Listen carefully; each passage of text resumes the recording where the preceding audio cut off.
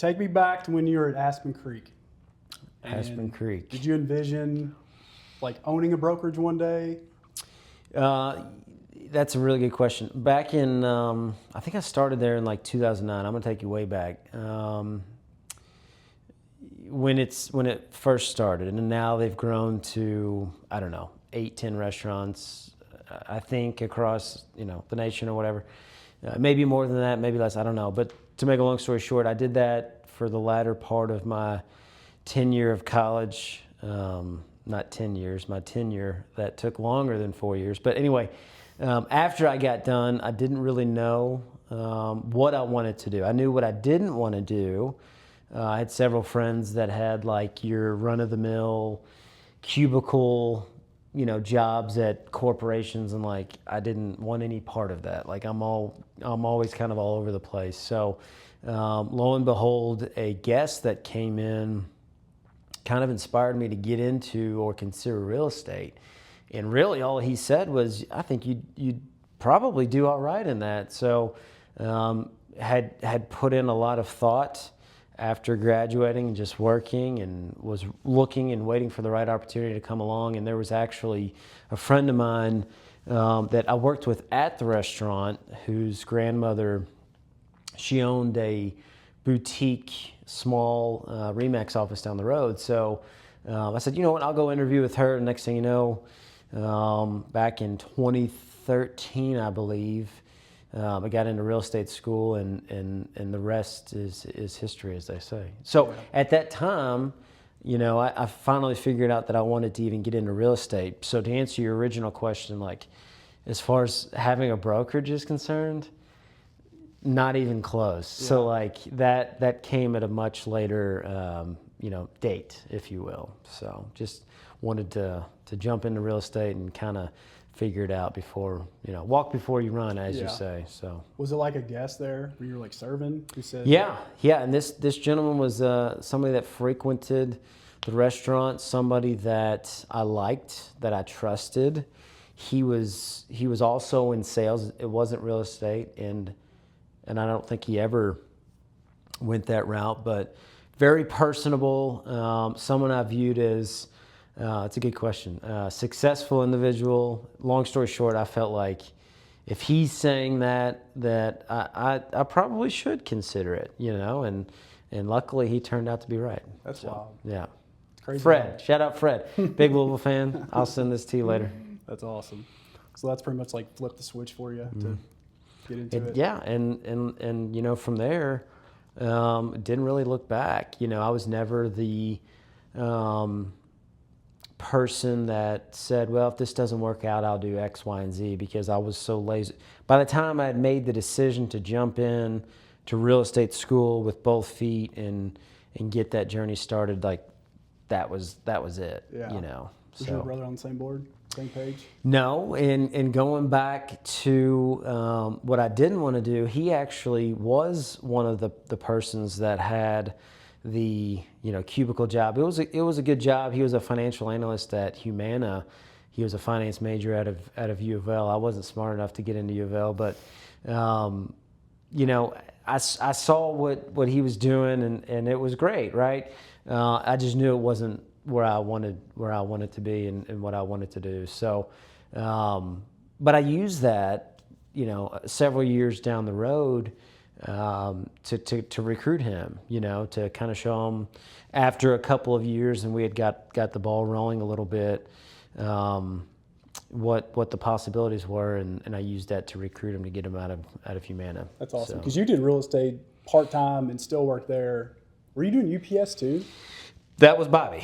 So my partner Bobby, he did that route, but I was kind of doing the exact same thing. So Aspen Creek 5-6 days a week, and then I actually bartended as well, which, let me tell you something, I wish everyone would either be required or voluntarily, sign up to work in the restaurant industry, because you learn so many fantastic, communication skills and know how to work with different types of people.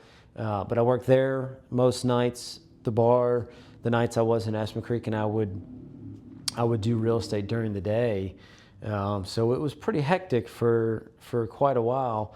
And then as things progressed and as we grew in the business, I would take off a night at Aspen Creek and then take off 2 nights. And eventually I was down to 1 or 2 shifts a week to make sure I had the essential money. But that approach worked, especially when I was, 24, 25 years old at the time. So you always been a hustler. Yeah. I mean, growing up, we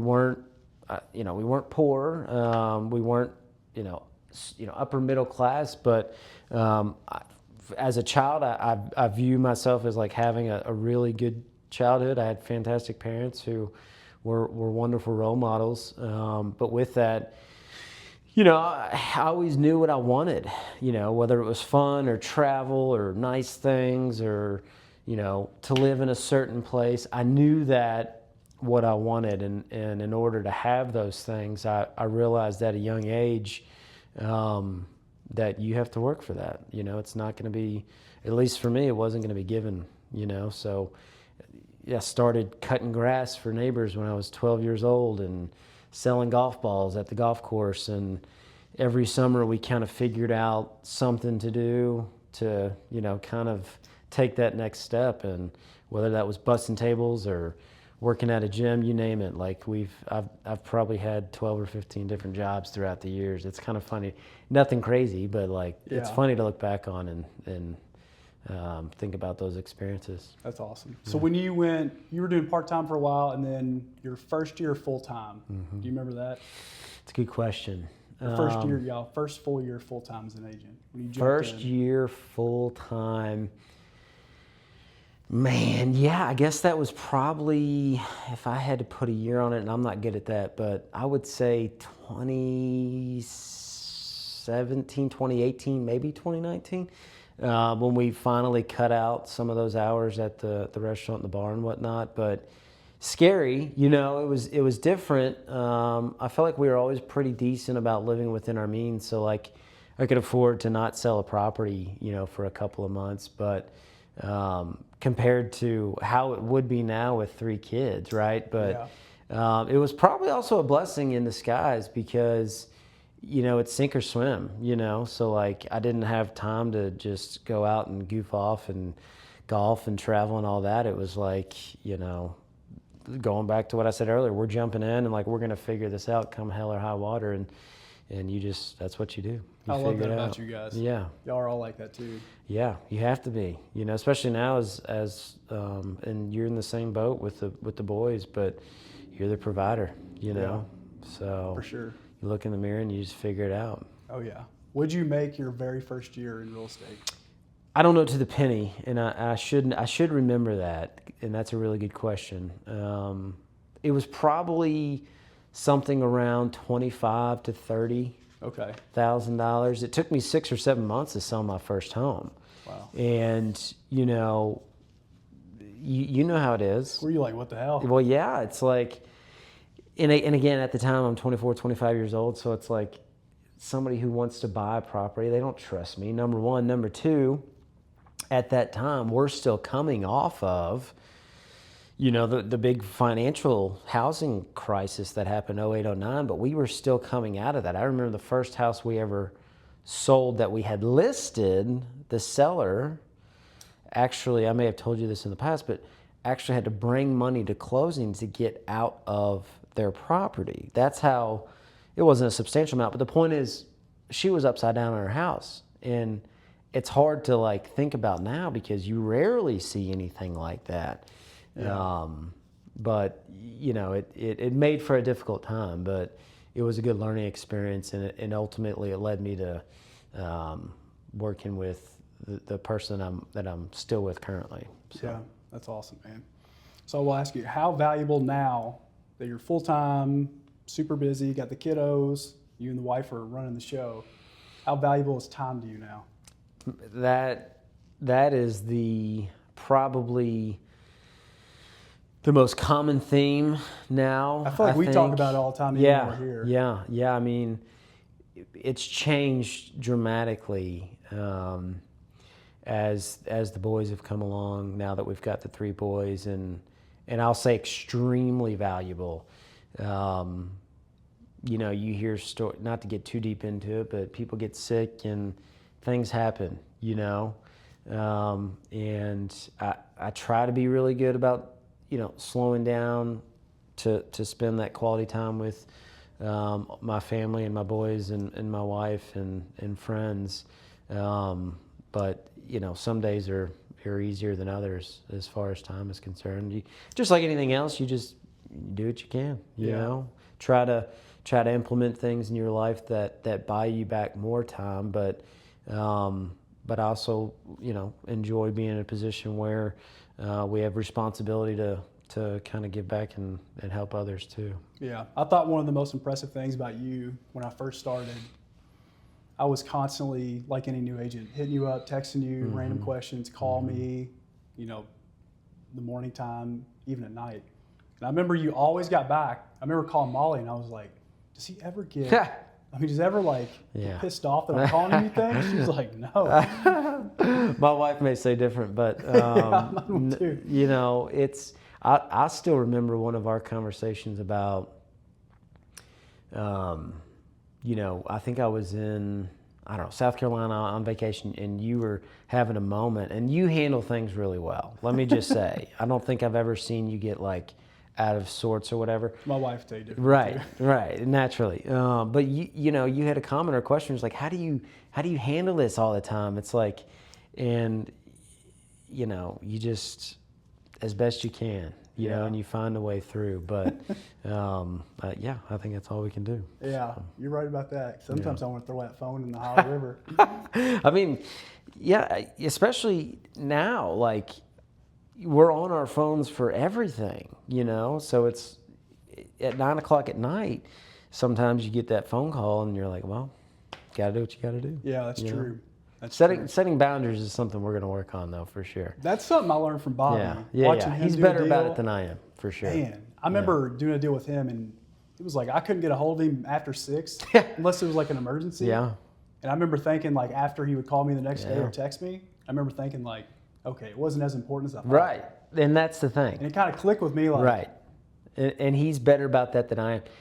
I tend to view it as, let's go ahead and knock it out, you know, and that's one less thing I have to handle at a later date. But when you really think about it, I mean, that's time, right? You're at home with your family, and you want to, you know, go through the bedtime routine with your kids and do all that stuff. And I'm like having a 15-minute conversation about something that probably could have waited till tomorrow, but again, it's just part of, you know, being where we're at and whatnot. Yeah. So because you're essentially like a boss over how many employees or how many agents?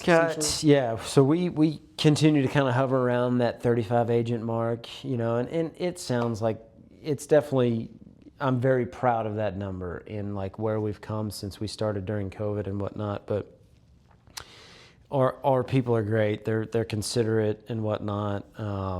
So it sounds like more than it feels at times. You know? It's manageable for sure. That's true. The Facebook page helps, and well, and like we do things collectively. You know, I mean, if you said you reach out to Molly, like we have things like that all the time where I don't tell anyone, hey, give this person a call. I don't feel like taking your phone call, right? But it's like when you have that, you know, everyone wants to use the family, but it rings true. Like we feel like we can help each other out. Yeah, the culture here is definitely like that. Yeah, it helps us a ton, and that's a big part of the reason why we do things the way that we do, because you want that cohesiveness. You know? So. I love that culture of like it's a mom and pop. Bobby says it's a mom and pop, you know, brokerage. Yeah, we're a huge family and work together. Yeah, I think it's true. I mean, I love it. I mean, you have to get in to see that, but I think that's what's given us the longevity for sure.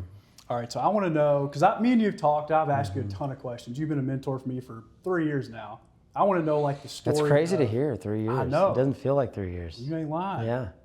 So whenever you and your brother were working at your old brokerage, Bobby was mentoring you guys. Big time. So he kind of taught you guys up and was showing you the ropes and how stuff worked. And then what was the point? Because Bobby essentially approached you guys and was like, let's go do our own thing. Yeah, so I'll give you the full story just like the other things. I was really like didn't know where I was going with my real estate. I knew from day one that I really valued his opinion, his work ethic, his honesty, you name it, to the point where I was like, well, he wasn't my broker. He was just an agent in the office, right? Okay.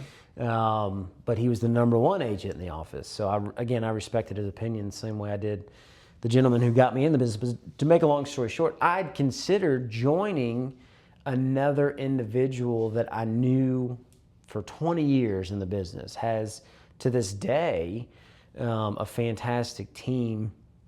And he was like, man, if you want to come join us, that's great. We'd love to have you. So I had that conversation, and I was very close to going there. And I confided in Bobby, and I told him, I was like, look, this is where I'm at. I think it's what's best for me at this point in time. Not ever even imagining that the conversation would do a 180.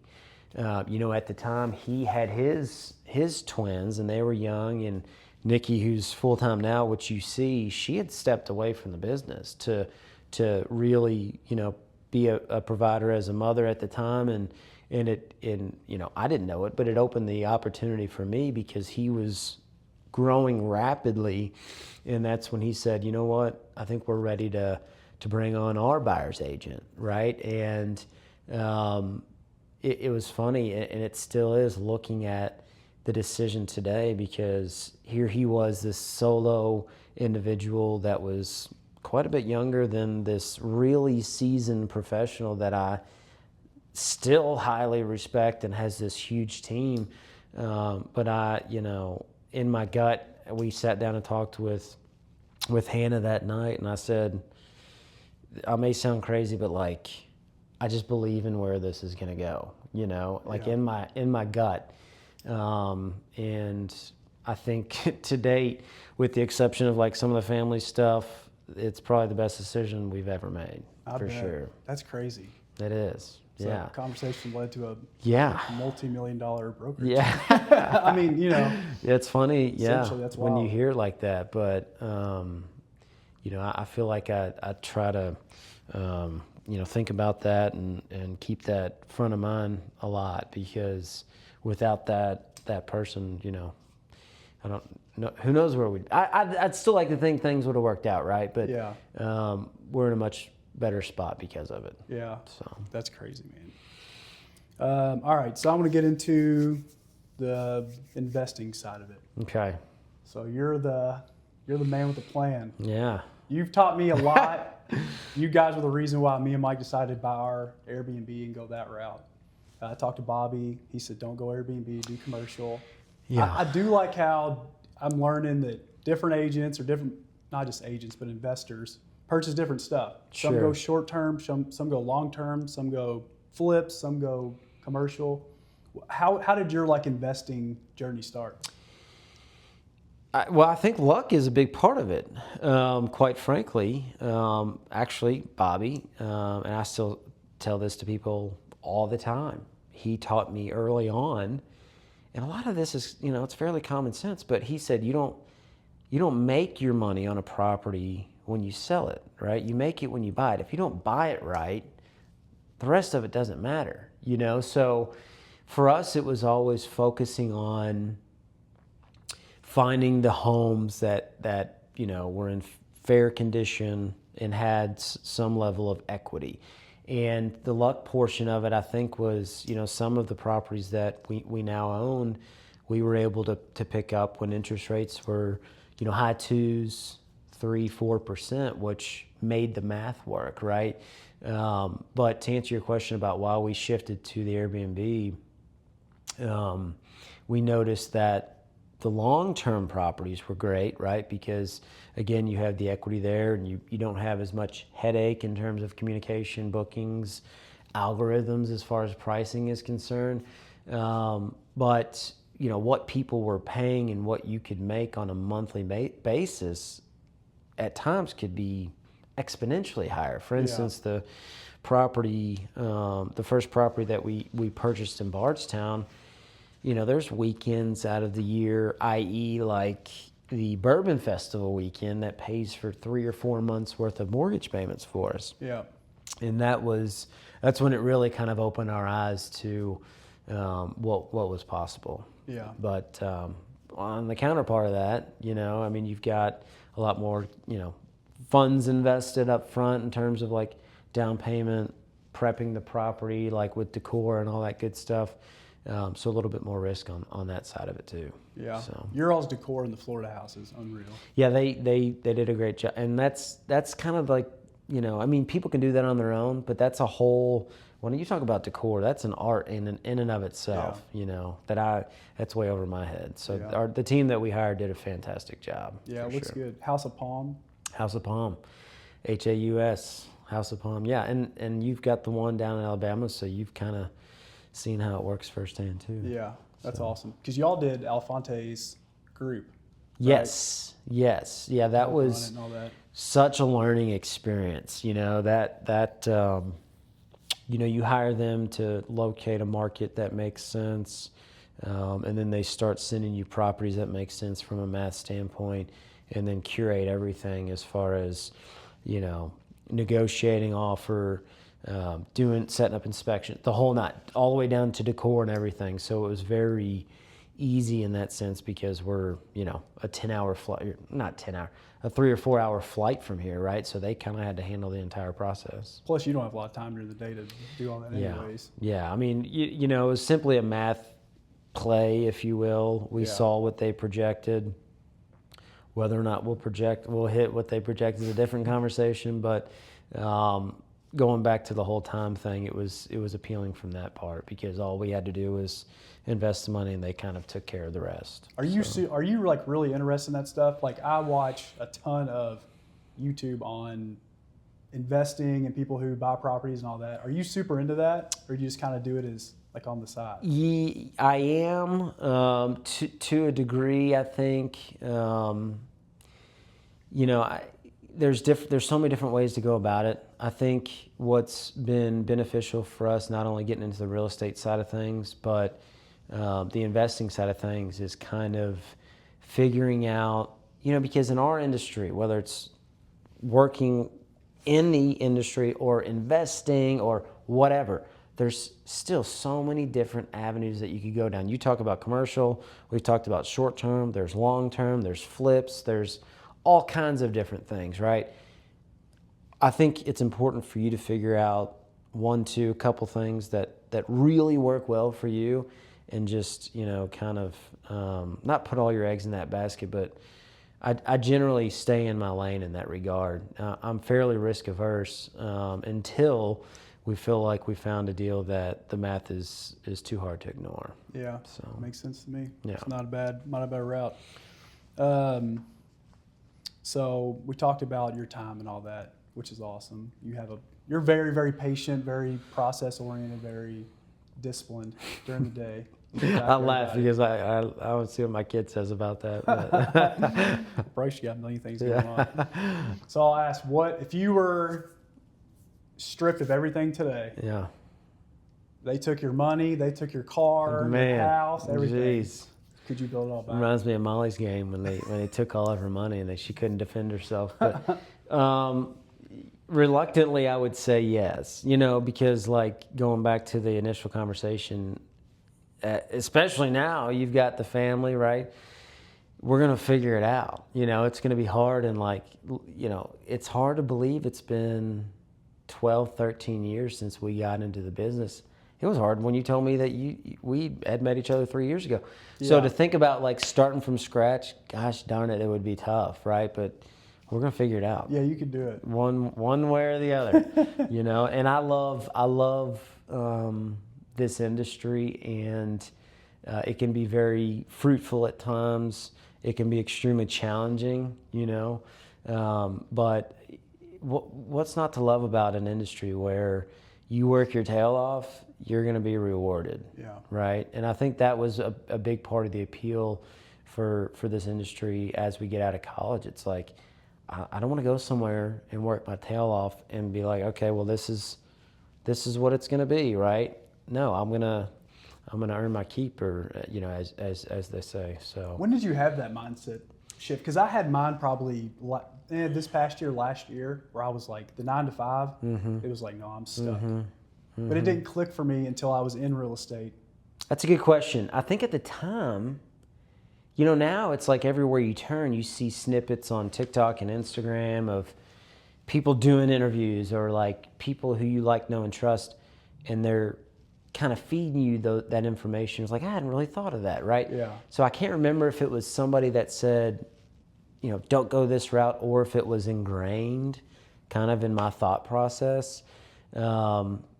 You know, but you just kind of figure it out as you go, and that natural curiosity and like always wanting more, I think ultimately we just kind of arrived at that, you know? Yeah. So, and it's funny, like even now today with how things have gone, very fortunate, very like grateful for the position that we're in. It's still like, okay, well, what are we doing now? You know, and I think this is freaking awesome. You know, I'm it's pumped. I would not be sitting here right now if it weren't for you. I wouldn't be sitting here if it weren't for you. You know, so like how cool is that? Yeah, no, it's cool, man. Seriously. It's awesome. I love this. I love the industry of real estate and just the whole mindset of, like you said, you get out what you put in. Because I could not, I mean, I work a 9 to 5 now, but once I'm out of there, I could not go back. How much did you make your first year in real estate? First full year, I made, I want to say like 25. Okay, and then what about the second year? Second year was around 40. Okay. And then third year, I think I was around like 60. No, I was around like 82. Okay, so we're doubling pretty much every year, right? Yeah. I mean, I get like that. You know, that's a fantastic trajectory, and it's like that's kind of it, especially for someone who has a full-time job with 3 children. You're married, your wife is doing what she's doing. That's pretty remarkable. Yeah. You know. I'm ready to jump in. Yeah. I'm ready to bounce. So Time will tell. You'll know when it's time. It's still funny though. Like Yeah. I'll go 2 months or a month or so, and it's like crickets. Yeah. But it's just the market. Man, I went through that 7 years in, you know, and it's every time it happens, it's hard, you know, but that's part of you know, this industry. You eat what you kill, you know. I like that. So That's true. yeah. If you had, I'm gonna ask you a crazy question. I'm curious to get everybody's answer with this. I'm really curious to see what Bobby says. If you had to make, say you're playing a game, you had to make as much money as possible in 2 years, and all you have is an iPhone and 10 grand. Okay. What are you gonna do? Well, let me ask you this, because I overthink hypotheticals. You have a side of why do I need? Yeah, right. Overthinkers, whatever it is. Yeah. Anyway, why do you need the money? Let me ask you that. Are you like trying to pay off a debt, or like you just want to, or you're picking something because you just want to find success? Because for me, it's like I would probably do something similar, either that or like start a, man, it's so I bet you right now today, if you didn't have your real estate career and you didn't have, you know, detective or that job, but you could start pretty much any home service business if you cared, you treated people with respect, and you communicated well, and make $200,000 like that. Yeah. I mean, I really believe that. So I would be like, I don't know, I'm not very handy, admittedly. I can't fix anything, but you know, some type of contractor, right? Like figure out how to lay tile and be the tile guy and like create your Instagram and Facebook page. You'd have more work within a month than you knew what to do with. And you could earn as much as, I don't know, $200,000-$300,000 pretty quick. Yeah. You know, I wish more people would do something like that. I agree. It's just, it can be hard and scary, especially when you have a family, but you want it, it's out there. Yeah. I mean, my main contractor, who I love, shout out Austin Brooks, but he, you know, he tells me he bids, I won't say the dollar amount, but high dollar jobs left and right. He can do that because he's a professional, he does fantastic work, and he communicates well, right? And people trust him. But it's like that with any industry right now, it seems like. Yeah. It's almost like people are dying for the truth. Yeah. Clients especially. They just want to know that they're going to be taken care of. Yeah. Both, it's going to look good. You're not going to charge them more than you need to. And you're going to show up when you say you're going to show up. If you can do those three things, you're going to be just fine. I agree, 100%. So I remember starting out with you guys. You guys were like, or you especially were telling me, if you have to tell them that you don't think they should do it, that you don't think they should go through with that house, then you need to tell them that. mm-hmm. And I remember doing it for the first time, telling somebody that, and I couldn't do my mind shift going into real estate was just sales, sales. And then you guys, it was like totally opposite. It was like, just tell them the truth. Mm-hmm. Like, here's the facts. This is what we got. And then mm-hmm. go.